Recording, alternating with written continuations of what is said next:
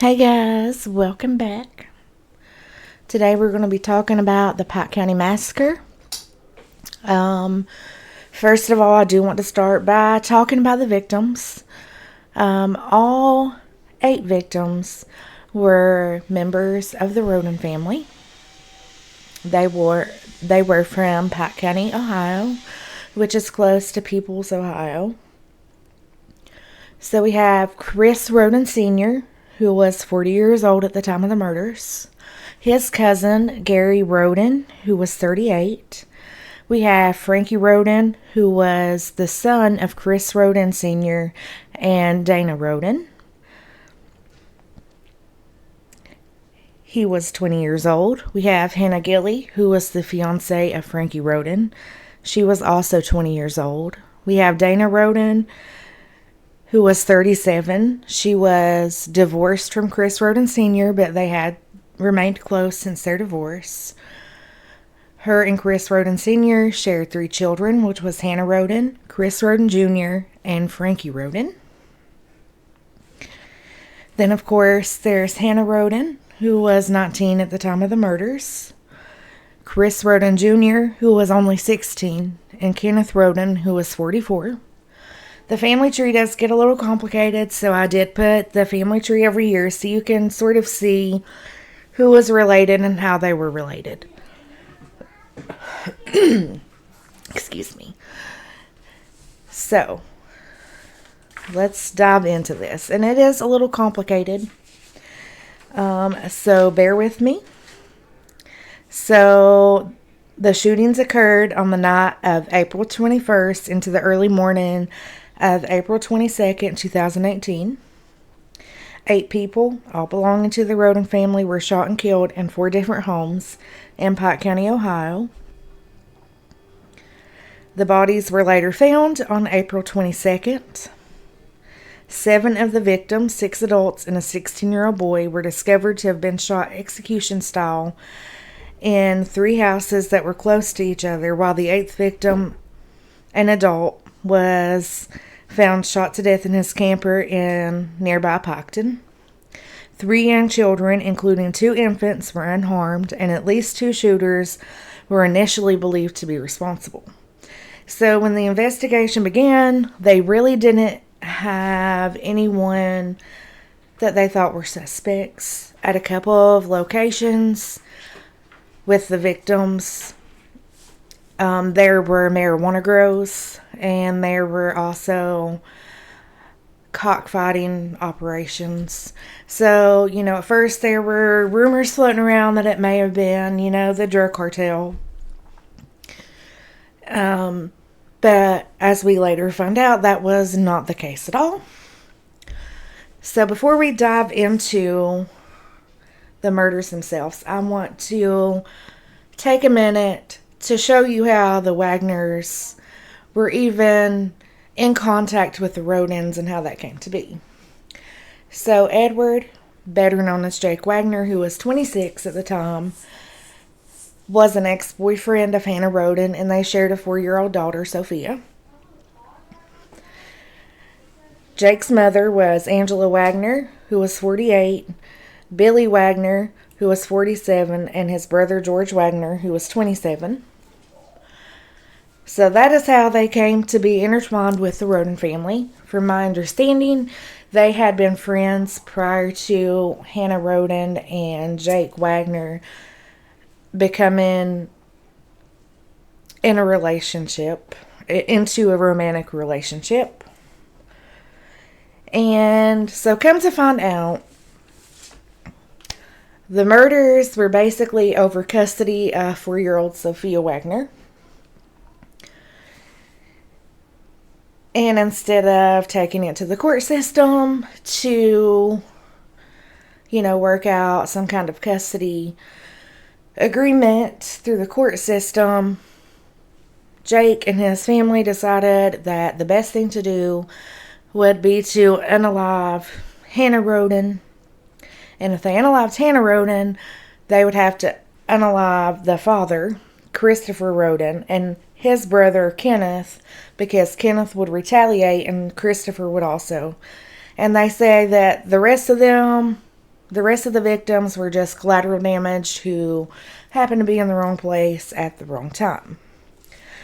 So, the bodies were discovered on April 22nd, 2016, after Bobby Jo Manley, who was the sister of Dana Rhoden, had came to Chris Rhoden Sr.'s house to feed his animals, and she discovered 2 bodies inside a home on Union Hill Road, which were the bodies of Chris Rhoden Sr. and Gary Rhoden. She called 911 at 7:51 a.m. Before police arrived to the first crime scene, she had went next door to tell Frankie Rhoden what happened, and she discovered that Frankie Rhoden and Hannah Hazel Gilley were also unalived. In that home, 2 children were left alive, which was Frankie Rhoden's oldest son, who was 3 years old at the time, and a 6-month-old infant who was left in the bed with his mother and father. Frankie's oldest son was not Hannah Gilley's, so he was released into the custody of his mother, who was not involved in the shooting. So, 3 weapons were used in the shootings: a semi-automatic rifle, a .40 caliber Glock, and a .22 semi-automatic pistol. The bodies of the victims were taken to Hamilton County Coroner's Office, which is in Cincinnati, where autopsies found that all but one of the victims were shot multiple times. So, that being said, as you can imagine, for the family, this was a terrible thing to discover. And it's scary because you have 3 children who were left alive. The other child belonged to Hannah Rhoden. She was 4 days old and was also left in the bed with her mother. Sophia Wagner was not at the home of her mother and was with her father's family at the time of the murders. They did leave all 3 children alive. Thank God for that. Some of the victims were found shot in their beds. From the number of gunshot wounds on the victims' bodies, an estimated total of 32 shots were fired during the killings. It also appeared that some of the victims were beaten due to bruising found on some of the bodies.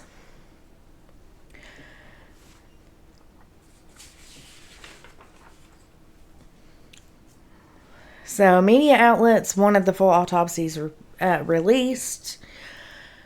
Governor DeWine did not think that was a good idea because there were details that only the people who committed these murders and law enforcement knew, so they thought that would hinder the investigation.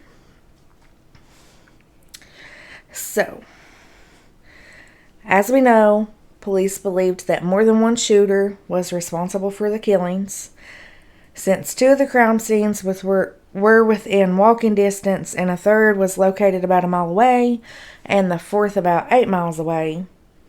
Investigators briefly considered the possibility of a murder-suicide, but it was discredited as none of the victims' deaths appeared to be suicide.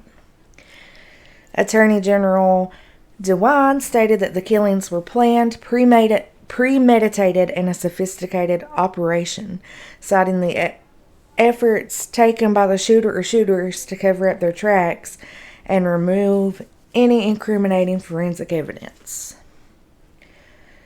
As we already know, all the victims were members of the Rhoden family. Surviving family members were urged by police to take precautions, as were all the other residents close to there. They were advised to stay inside their homes the following night. So then we had an investigative task force of at least 100 members, led by the Ohio Bureau of Criminal Investigation, was assembled. More than 251 law enforcement officials were involved in the investigation overall, and sheriffs from 25 offices across Ohio offered to provide resources to Pike County. The Federal Bureau of Investigations and the Drug Enforcement Administration provided technical expertise to DeWine's office. So then we have 5 search warrants, at least 5 search warrants were executed, and more than 50 people were interviewed in connection with the killings. 79 pieces of evidence were examined, including a Facebook threat aimed at Christopher Rhoden Jr., which was posted before the shootings. So like I said, they were looking for any kind of lead because in the beginning, they did not know that Jake and his family were responsible for these murders. I'm going to pause with the details for a minute because I want to say I can't imagine how cruel you would have to be to kill a mother, 2 mothers, and leave their infants in the bed with them. That just takes a special kind of cruel person. It's not anything that I could ever imagine. And then I'm glad that the children were young enough to hopefully not remember anything that transpired. That's the best we can hope for. So, on May the 3rd, following the funerals of the last 6 victims, authorities towed away at least 3 vehicles from the property belonging to the Rhoden family.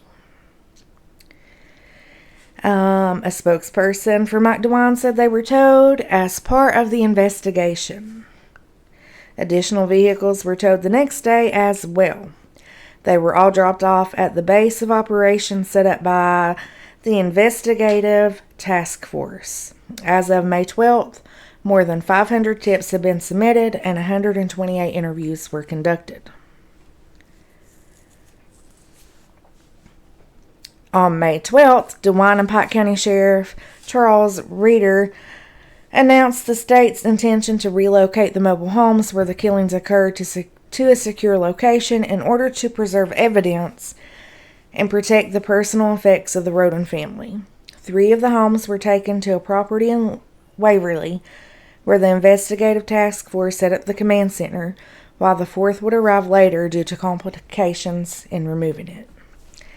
As of October 6th, the homes were being stored in a warehouse that was once part of a chemical processing company. On November 24th, dozens of family vehicles and farming equipment, which were seized and investigated early in May, were returned to the victims' relatives.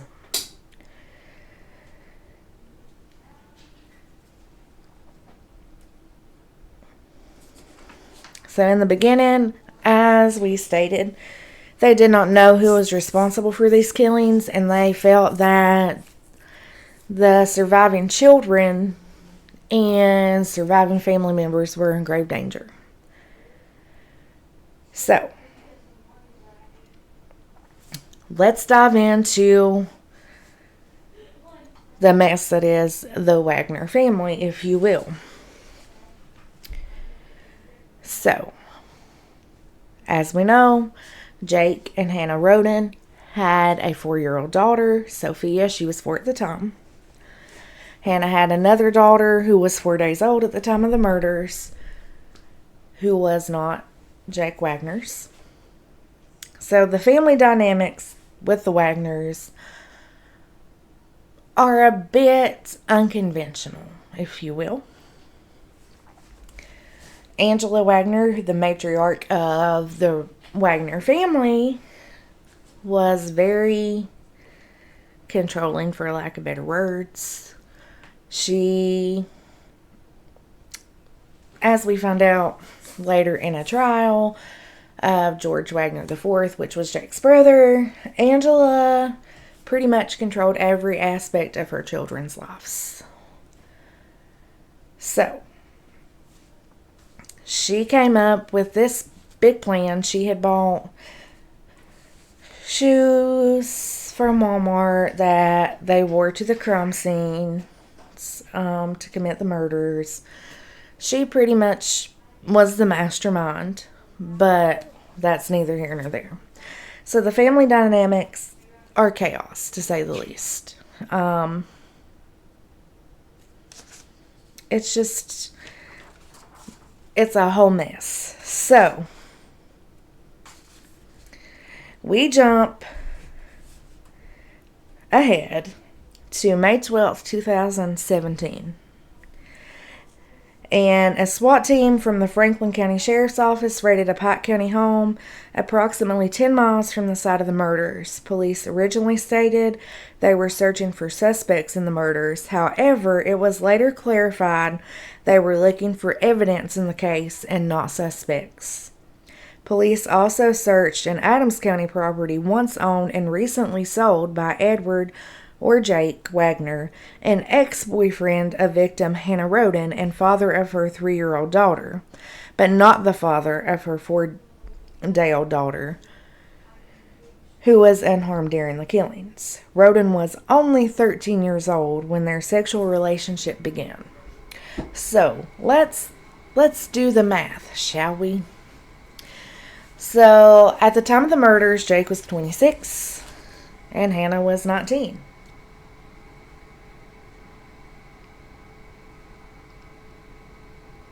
Which made 7 years difference in their age, and she was 13 at the time, which made him 20 years old. So that's just another, that's a whole other ballgame. But you do the math and it's not looking that great for old Jake there, okay? On June 20th, 2017, Ohio police announced that they were seeking additional information on Jake Wagner, as well as his parents Billy and Angela and his brother George.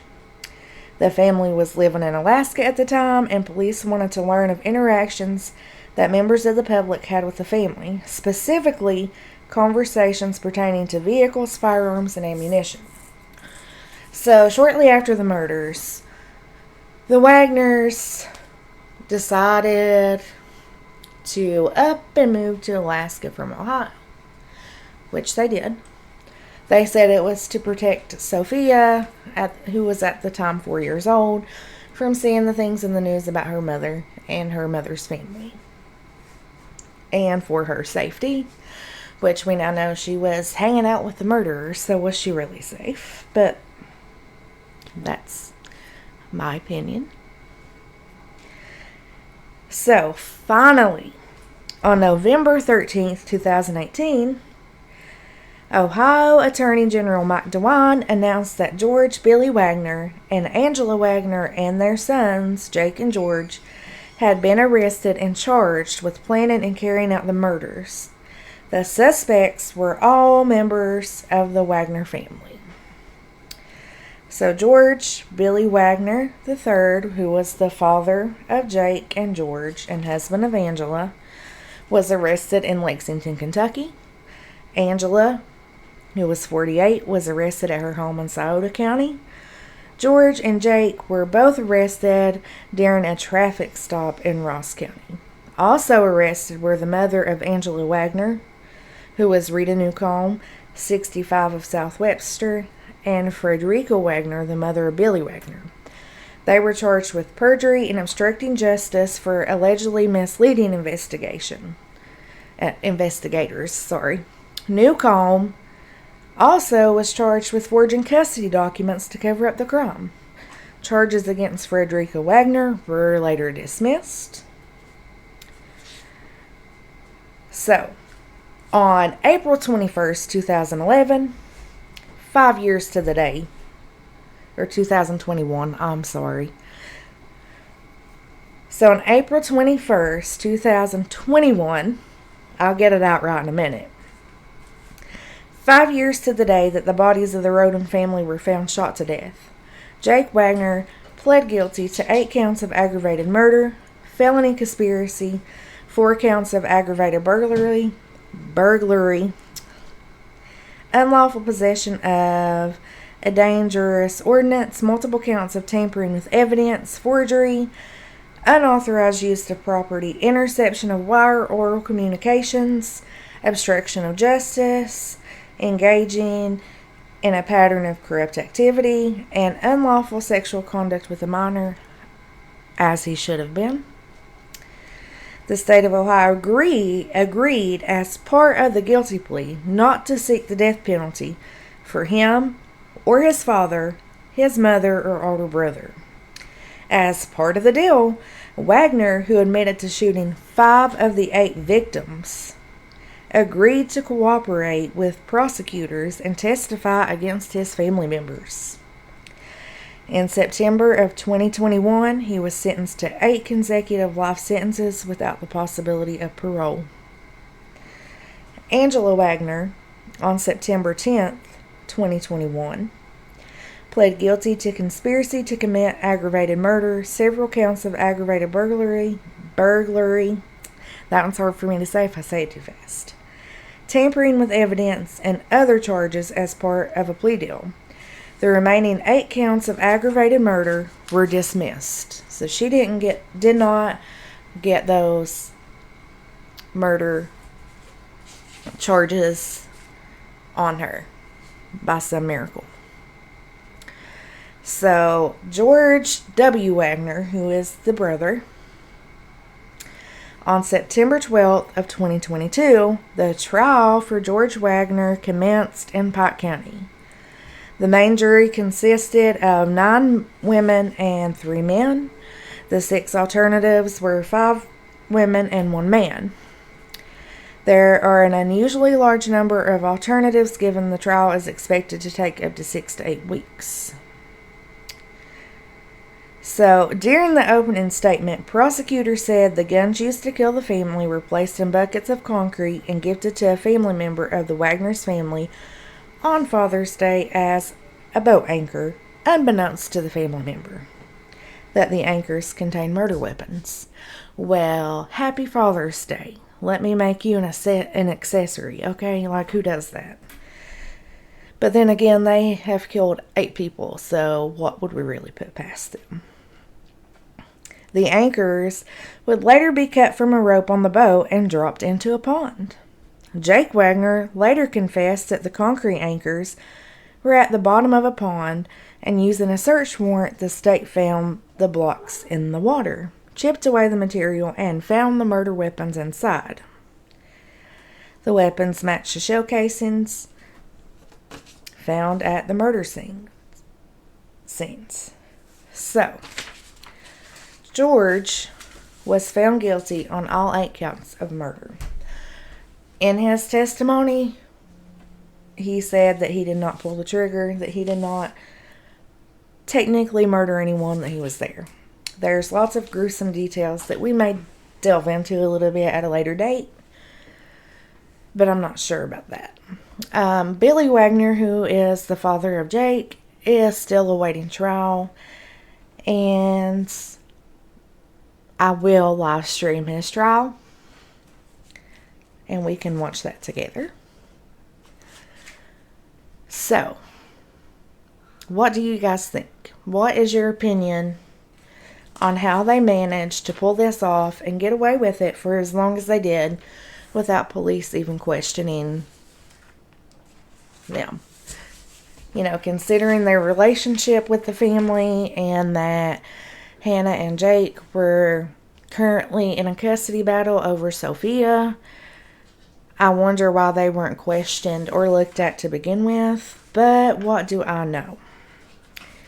I feel that they should have been questioned as to their whereabouts. You know, they should have had to have an alibi at minimum. So,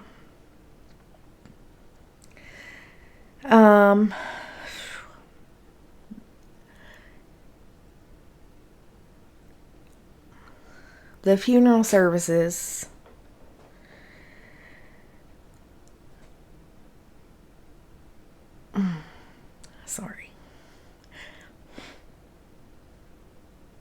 on April 28th, Gary Rhoden was the first of the victims to be buried, with his funeral proceedings being held in South Shore, Kentucky. Hannah Hazel Gilley was the next to be buried on May 1st in Ohio. Funerals for the remaining victims took place on May 3rd at West Portsmouth, where there was a high level of security. Ohio Attorney General Mike DeWine approved more than $20,000 to help pay for the funerals. Fun fact, the murderers showed up at the funerals. They were there. Not only that, but when they were discovered, the babies that were alive were taken to a local hospital to be checked to make sure that they were physically okay. And Jake Wagner showed up and had mentioned getting custody of Hannah Rhoden's 4-day-old child, who was not his. They just showed up to funerals and hospitals, and it makes you question where their minds were. Like I said, there's way more to this case that we can delve into, but I just wanted to get sort of a little bit about how this all went down. You know, just the basic details out to you guys before we delve into it any further. If you guys would like to have a part 2 to delve a little bit more into the crimes and how they occurred and took place, leave a comment below and let me know. Have a blessed day. Also, be kind to others. Most importantly, be kind to yourself. You are loved. You are valuable. You are worthy. Have a good day.